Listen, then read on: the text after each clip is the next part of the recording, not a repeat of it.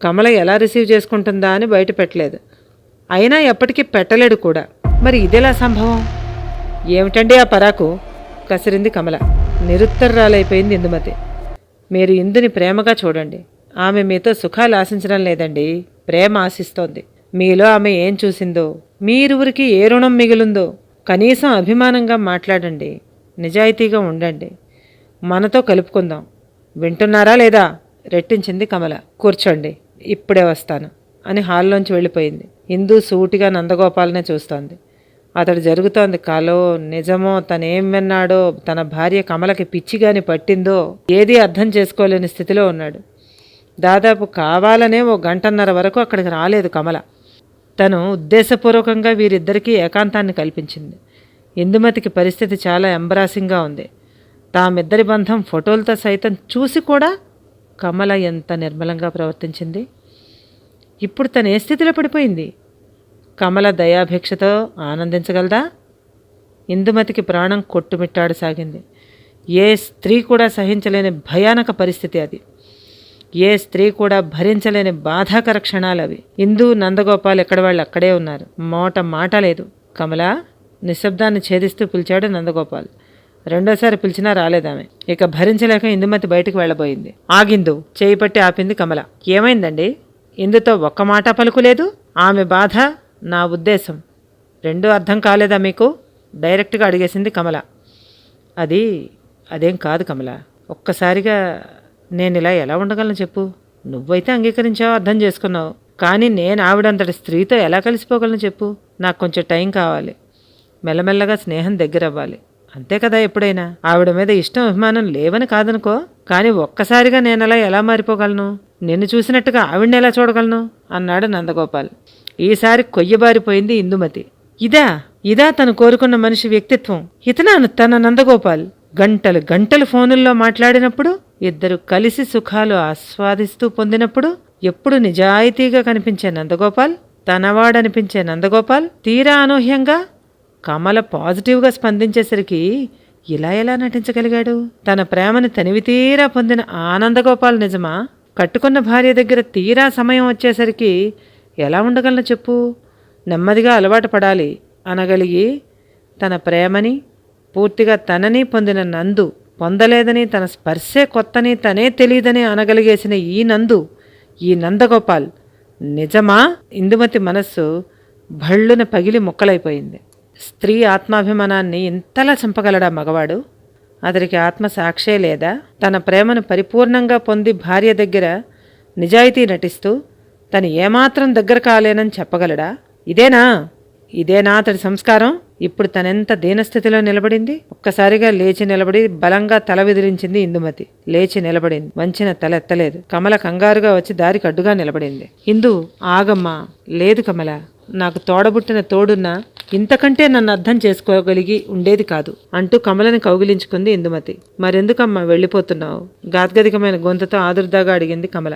ఆమె కళ్ళు నీళ్లు ఊరిపోతున్నాయి. ఇందుమతి 2 అడుగులు వేసి ఆగింది. వెనక్కి తిరిగింది.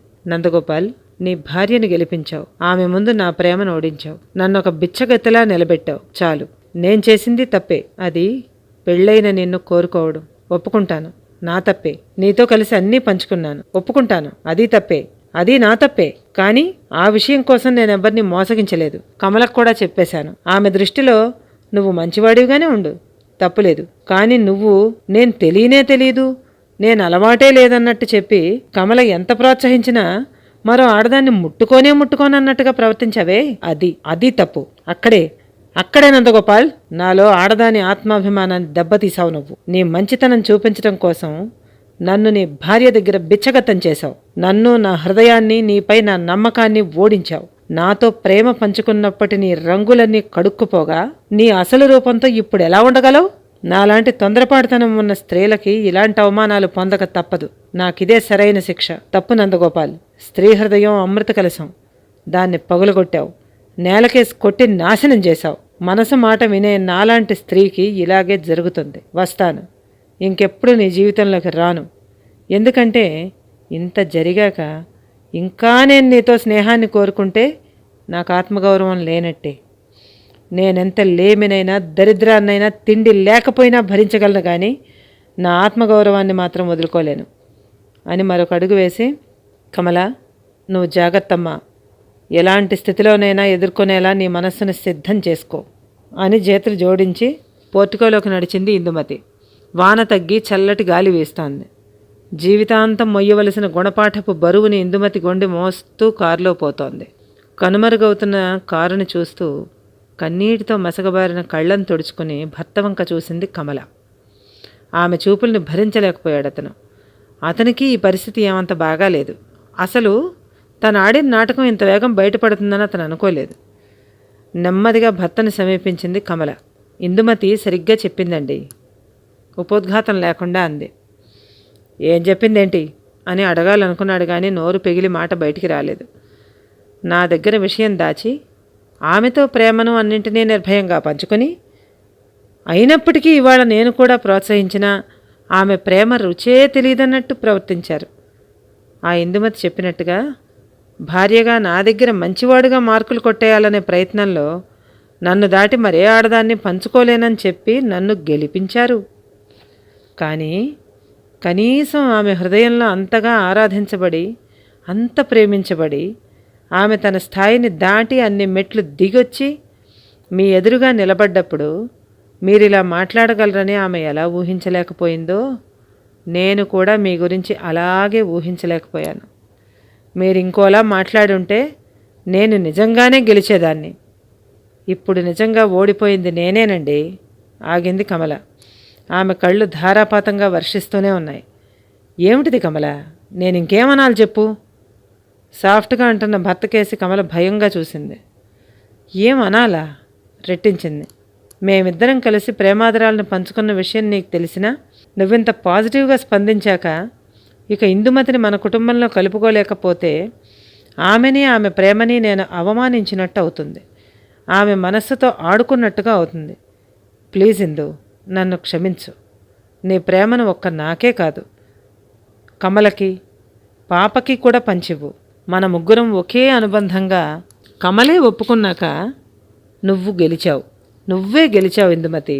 నన్ను అర్థం చేసుకో, క్షమించు అంటారని, మీ ఆలోచనల్లో దాగిన లోపాలన్నింటినీ దిద్దుకుంటారని ఆశించానండి. వ్యక్తిత్వం కలవారిగా మీపై నేను పెట్టుకున్న నమ్మకాన్ని కూడా ఇవాళ మీరు ఓడించారు. శభాష్.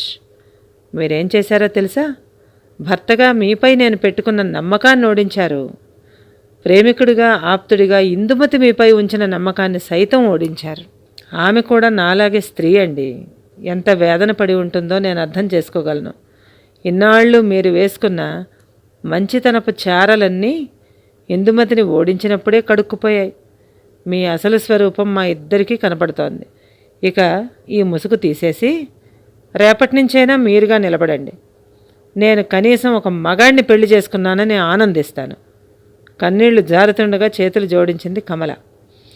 తనను ప్రేమించిన ఇద్దరు స్త్రీల హృదయాల్లో తనేమిటో అర్థమయ్యాక కమలతో ఏమీ మాట్లాడలేక లోపలికి నెమ్మదిగా గదిలోకి నడిచి వెళ్ళిపోయాడు నందగోపాల్. స్త్రీ ఔన్నత్యానికి మారుపేరులాగా కమల ఫోన్ తీసి నంబరు డయల్ చేయసాగింది. ఇందుమతికి క్షమాపణలు చెప్పడానికి. కథ సమాప్తం.